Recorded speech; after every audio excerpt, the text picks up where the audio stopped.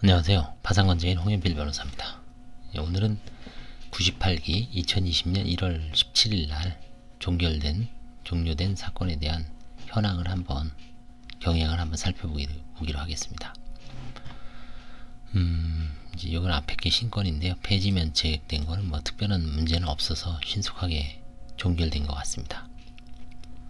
이게 이제 제가 매일 면책 사례에서 그 전자관제 보고서에 특별한 문제가 없는 게 대부분 이런 겁니다. 그 다음에 4번, 이 추정된 거는요, 이게 이제 흔히 말하면 503조 사건인데, 채무자가 자기의 파산이 들어왔습니다. 근데 관제인이 조사를 해보니까 채무자가 한정승인한 사건이 있어요. 근데 그 한정승인 사건에서 재산 내지 부인권 행사 대상이 발견돼서 환가를 한 겁니다. 원칙적으로 채무자의 파산재단은 재산이 없습니다. 근데 그 한정 승인한 상속 재산에서는 540만원 배우자의 보험을 그 형 명의로 시아주번이죠. 변경한 게 있어서 그걸 540만원 원상 회복한 다음에 그 한정 승인 채권자들한테 나눠준 사건입니다. 채무자의 채권자들은 한 푼도 못 받았죠. 이게 분리해야 됩니다. 그걸 503조 사건, 503조의 그 해결 방안이 나와 있죠. 그래서 이건 뭐 이제 이런 사건도 좀 늘어나고 있습니다. 제가 한 두 번째 해보는데 아직 한 사건이 더 있습니다. 그래서 나중에 아마 뭐 글로써 뭐 논문은 아니고요. 그냥 관제인 세미나나 이런 데서 발표할 기회가 있을 수도 있겠습니다. 사례가 누적돼서 어떤 문제점이라든지 이런 게 이제 지금 서서히 드러나고 있습니다. 한번 나중에 정리해서 유튜브에다가 한번 올리겠습니다. 5번 폐지 면책, 이것도 뭐 별 문제가 없는 사건이고요. 6번 이분은 두 번째 파산을 한 겁니다. 흔히 말하면 7년 지난 다음에 다시 파산을 한 거예요. 그러니까 지금 2020년이니까 19년이니까 2010년경에 7년인가 8년, 9년, 10년 이때 파산 면책을 한번 받으셨어요. 그리고 나서 좀 어렵게 살다가 다시 파산 신청을 했는데 그 사이에 변동된 게 뭐냐면 이제 어렸을 때 딸하고 이혼했을 거 아닙니까? 그래서 배우자가 키우고 본인은 이 딸에 대해서 만난 적도 없다 그래요. 근데 이 26세 된 딸이 조그만 아파트를 강서구 쪽인가 거기다가 취득을 했습니다. 26세, 지금 현재는 이제 실제 한 29세 정도 되고요. 그러니 이제 제3자, 채권자 입장에서는 이게 혹시 채무자의 은닉재산이 아닌가라는 의심이 있을 수 있죠.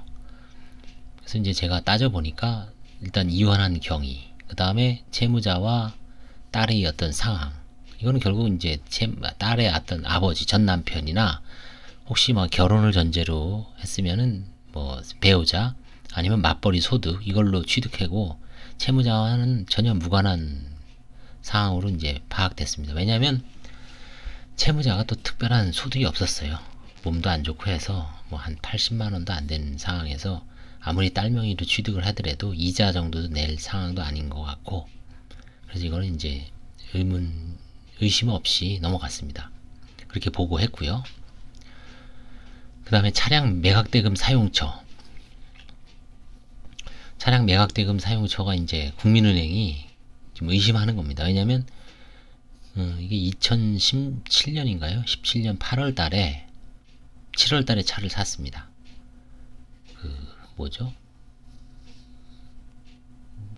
큰 차는 아니고 한 1,500만 원 정도 되는 차를 이제 할부로 샀습니다. 차량 할부금 25만 원에 10년 할부로.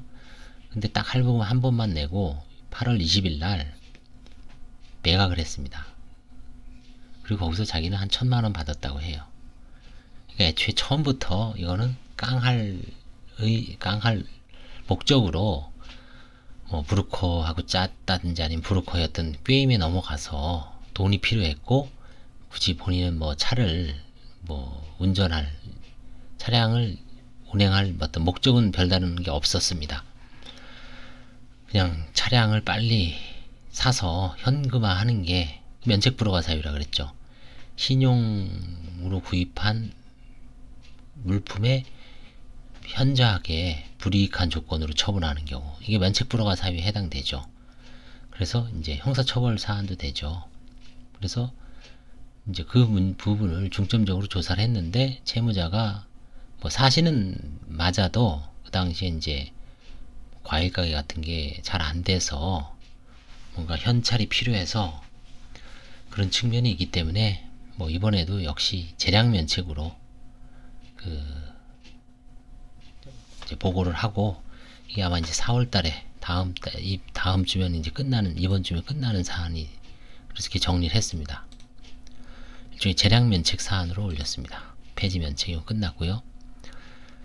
그 다음에 이제 이것도 치킨 가게를 했습니다. 채무자가. 근데 이제 폐업을 하고 뭐 전혀 모르는 사람한테 넘겼다 그러면 넘어갈 수도 있는데, 동업자였던 처형에게 넘겼다라고 하고 있습니다. 그래서 이제 살펴보니까 채무자 명의로 사업자를 내고 실질적으로 처형이 뭐 권리금이라든지 임차보증금, 시설비 이런 걸 전부 투자해서 함께 일종의 동업을 했는데, 채무자가 이제 거의 파산할 지경에 이르자 이거를 원래의 그 처형에게 이전을 했기 때문에 이건 약간 좀 문제가 되죠. 그래서 그 임차보증금 500만원, 1000만원인가 그랬는데, 그걸 이제 공동재산으로 봐서 채무자 몫인 500만원을 파산재산에 편입하는 취지로 화해계약을 체결해서 사건을 종료할 예정입니다. 폐지면책.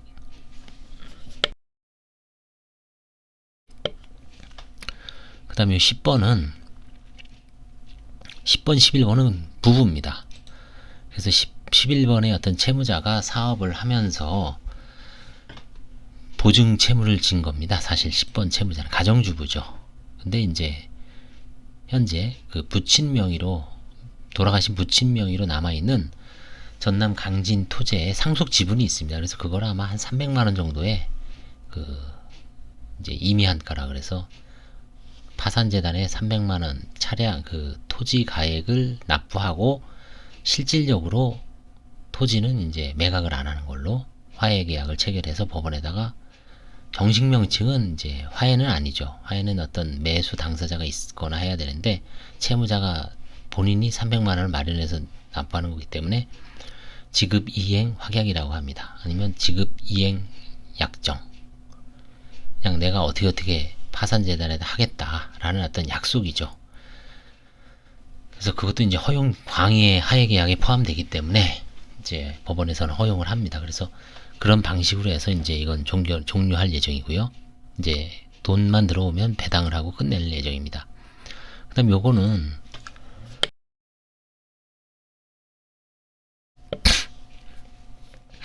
11번은, 이건 뭐 그야말로 이분은 그 정밀공업사, 이제 기계를 이제 운용하는 분이죠. 기계를 써서 이제 어떤 걸 만들어내는 분인데, 80년대부터 했습니다. 서울에서 쭉 하다가 이제 뭐 사업체도 여러 군데 하다가 이제 잘 안, IMF 때인가요? 그때 이제 넘어져서 배우자 명의로 2000년에서 한 2005년까지 하고, 근데 그것도 이제 결국은 엎어졌죠. 그래서 이제 그 배우자하고 거래한 사람들의 그 거래 대금을 이제 해결하기 위해서 다시 또 사업을 내야 되는데, 이제 완전히 신용불량이 돼 있으니까 본인하고 배우자는 그 당시에 이제 장성한 딸이 대학을 졸업하니까 딸 명의를 이용해서 거의 비슷한 명칭의 법인 내지 개인사업체입니다. 개인사업체를 딸 명의로 한 10몇 년 하다가 최근에 이제 폐업을 하고 들어온 겁니다. 이렇게 일종의 딸 명의의 그 사업은 위장사업이었던 거죠. 근데 이제 사업을 하면서 기존 거래처의 채무를 많이 갚았어요. 근데 이제 유일하게 안 갚은 채무가 누구냐면 금융기관, 신보하고 자산관리공사인가요? 그거는 이제 한 푼도 안 갚았습니다. 그래서 이제 편파행위죠, 일종의. 그래서 이것도 뭐 면책 불허가 사유는 명확해서 재량 면책을 위해서 일부 그만 한 2천만 원을 2천인가요? 한 1,500 정도를 출연받아서 이제 채권자들한테 나눠주든지 아니면 뭐 세금을 내든지 해서 이제 종료할 예정입니다. 많은 금액은 아니고요. 그냥 재량 면책을 위해서 그런 방식으로 이제 화해 계약을 체결했습니다. 이 두 사안은 요 폐지 면책, 요 13번도 이제 최근에 화해를 했는데요. 이거는 이제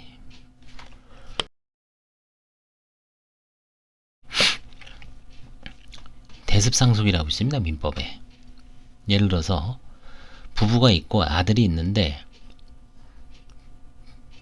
만약에 이제 부부 중에 어떤 한 사람이 먼저 만약에 이제 여자가 먼저 죽었어요. 그래서 남편하고 아이들이 있습니다. 근데 이 배우자 먼저 죽은 배우자가 나중에 그 장인 장모가 돌아가셔서 상속이 개시되는 경우가 있죠.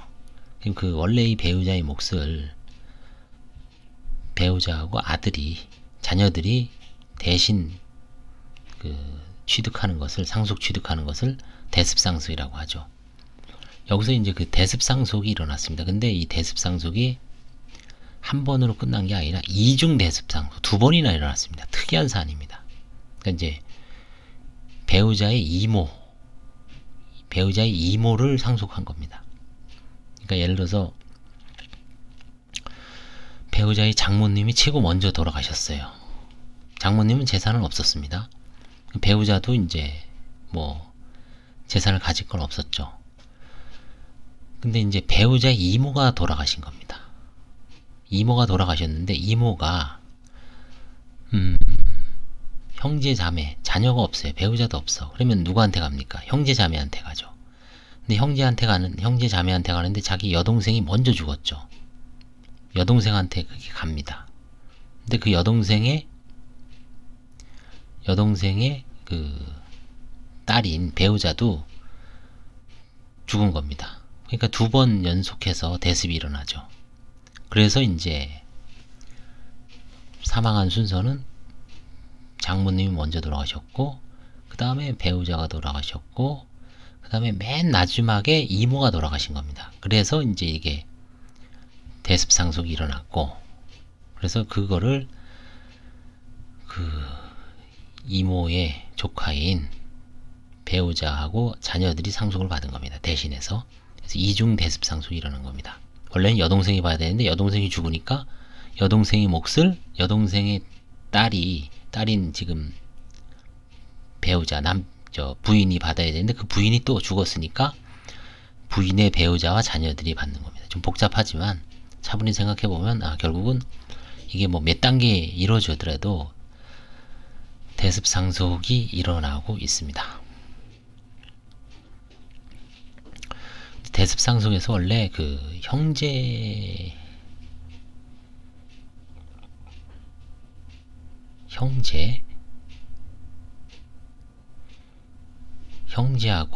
형제자매하고 사촌, 이순이 사순이는 대습상속이 일어나지 않습니다. 근데 여기서는 이제 그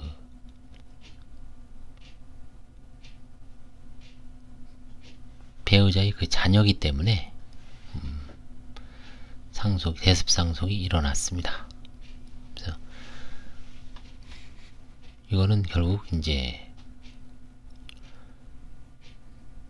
대습상속을 한 다음에 문제는 그 지분을 아들한테 증여를 했습니다. 441분의 12. 이게 2.72%인데 연천 철원의 이 땅 넓이가 수십 필지입니다. 그래서 이 2.72%가 한 7천 정도 됩니다. 7천 공시지가가. 그러니까 전체적인 땅은 3%가 7천이면 97%는 얼마입니까? 50배죠 거의. 50배면 7천만원 곱하기 50배 35억인가요? 공시지가만 한 6, 70억 될 겁니다. 시가는. 그래서 이제 이거를 화해를 해야 되는데 이분은 어차피 세금이 1억 넘습니다. 그래서 이거를 뭐 많이 공시지가 이상으로 매각을 해도 채권자들한테 돌아갈 가능성은 거의 없기 때문에 채무자가 한 7천 중에 일부 좀 할인해서 6천만 원을 내고 국가 세금을 내는 방향으로 한번 가닥을 잡아봤습니다. 혹시 채권자가 이제 그 가격이 너무 싼 거 아니냐, 이렇게 이의 제기할 수는 있어도, 그러면 이제 한번 매각을 시도하는 거죠. 어디다가, 그 대법원 사이트 거기다가 매각을, 요 지분을 사십시오라고 이제 올렸는데, 누군가가 그걸 공시가에 뭐 한 2배로 사면은 1억 4천이죠. 1억 세금 내고 4천 정도는 채권자들한테 돌아갈 이유가 있겠죠. 돌아갈 수가 있으니까, 그 추후에 이의 여부를 한번 보고 이제 모색을 하는 거고, 이의가 없으면 그냥 6천에 종결됩니다. 이것도 폐지 면책. 요거는 이제 15번은 오늘 그 최신 경에서 100기에 나오는 겁니다. 똑같이 형사사건 기소가 됐다 그랬죠. 물품 대금을 영업하시는 분이 물건을 받고 그 대금을, 예를 들어서 자기가 이제 중간에 브로커 비슷한 거죠. 여기서 물건 구해다가 여기다가 돈을 주면 이 돈을 받아서 여기다가 줘야 되겠죠. 그럼 자기는 마진을 먹어야 되는데, 이런 식으로 해서 이제 피해 업체가 한 1번부터 한 10번까지 됩니다. 그럼 1번에서 해먹은 돈을 2번한테 갚고, 1번한테 일단 돈을 이제 땡겨서 안 갚죠. 그럼 2번을 해서 1번 돈을 조금만 갚고 나머지는 또 쓰고, 그 다음에 이제 3번 돈을 해서 1, 2번을 조금을 주고 3번 나머지 다 쓰고, 이렇게 해서 1번부터 10번까지 계속 피해가 누적되다 보니까 이게 몇 억이 되죠. 그러니까 이제 결국은 일정한 기간을 넘은, 예를 들어 2019년, 18년 하반기, 2019년 초반기부터 거래한 것은 검찰에서 사기로 기소를 하고 있습니다. 그래서 그 부분은 이제 비면책이 되는 거죠. 그 다음에 이제 붙인 보증금을 형성한 경위를 한번, 금액이 좀 뭐 한 1억 정도 됐나요? 7천인가 돼서 한번 혹시 은닉재산이 아닌가. 근데 따져보니까 소명은 잘했습니다. 여동생이 2011년경에 원래 아버지 돈이 3천이었는데 여동생 명의로 부친한테 아니면 그 집주인한테 4천만원 송금한 게 나와서, 결국 이거는 아버지 고유의 재산으로 봐야죠. 그렇죠? 여동생이 도와준 거니까 아버지 고유 재산으로서 채무자의 어떤 은닉 재산으로 볼 여지는 없어서 저거 했고, 그 다음에 이제 그 돌려막기라는 게 항상 그렇습니다. 이게 이분이 혹시 돈을 도박이라든가 낭비, 그거는 모두가 본인이 자백 안 하면 알 수가 없는 거죠. 근데 결국은 돌려막기를 하더라도 어떤 소비처가 명확하게 드러나지 않았기 때문에 이거는 그냥 돌려막기로 채무가 늘어난 것 같습니다. 그래서 이제 결국은 이것도 이제 재량면책으로 아니면 그냥 면책으로, 그리고 이제 형사 사기로 기소된 건 어차피 비면책이니까 그 형사처벌은 본인이 받겠죠. 폐지면책. 이것도 이제 완도에다가 채무자 소유 토지를 본인이 260 내겠다 그래서 화해계약을 체결했습니다.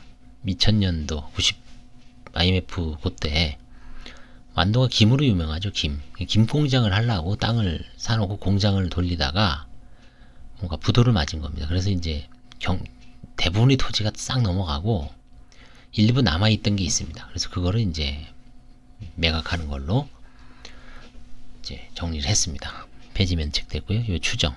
요거는 이제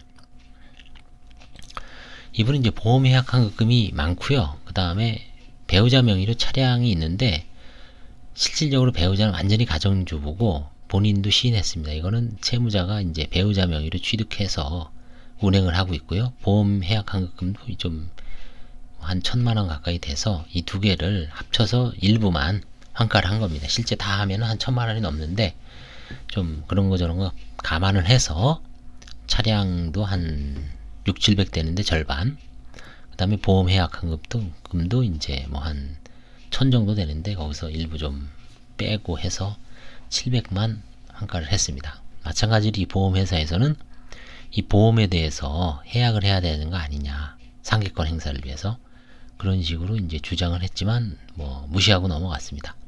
보험이라는 게 채무자 내지 가족들이 어떤 생계라든가 나중에 잘못됐을 때 대비하는 거잖아요. 치료도 해야 되고 다음에 돌아가셨을 때는 유족들의 어떤 순간적인 생활 안정도 필요하죠. 적응할 때까지는. 그래서 보험을 쉽게 해약을 하진 않고 그 대안으로서 일정한 금원을 납입을 하면 보험은 그냥 환가를 포기하는 방향으로 일종의 그것도 화해계약입니다. 그런 식으로 많이 하다 보니까 보험회사 입장에서는 좀 불만이 있을 수가 있습니다. 근데 그건 뭐 어쩔 수가 없는 것 같아요. 보험이 기능이 있으니까. 그 다음에 이제 여기는 이제 종결된 사건인데 채무자가 하도 안 나와서 이제 출석 안 하고 이제 속행된 게 있고요. 그 다음에 채권 조사는 시부인 완료돼서 채권 조사를 한 겁니다. 그 다음에 요건 이제 불출석, 출석을 안 해서 이제 속행된 겁니다. 그래서 폐지 면책, 종결 면책, 종결 면책, 종결 면책, 종결 면책, 폐지 면책 불허가. 이건 이제 결국은 이때 갑자기 나와서 이제 다시 속행이 됐습니다. 그래서 이게 대략적으로 이제 좀 보시면은 일반인들은 이 폐지 면책 사건이 대부분이죠. 많죠. 거의 50%, 60%는 그거고 한 20, 30%, 30, 40%는 뭔가 좀 문제가 될 만한 건데 그 금액이 크진 않죠. 요게 좀 크고 요게 이제 땅값이 비싸니까 그거 대부분 뭐 1000만원 이하입니다. 500에서 1000, 좀 작은 거는 260도 있고요. 그것도 물론 힘든 분들한테는 상당한 돈인데 일단은 그런 식으로 해서 처리하고 있습니다. 그래서 이 사건도 이런 식으로 이제 그 경향을 한번 보시면은 대략적으로 뭐 부동산 상속 부동산이 많고요. 그 다음에 보험 해약 간급금이 있고요. 그 정도죠. 대부분 그 정도 선에서 이제 사건이 계류 중입니다. 감사합니다. 도움이 되셨다면 좋아요와 구독을 눌러주시기 바랍니다.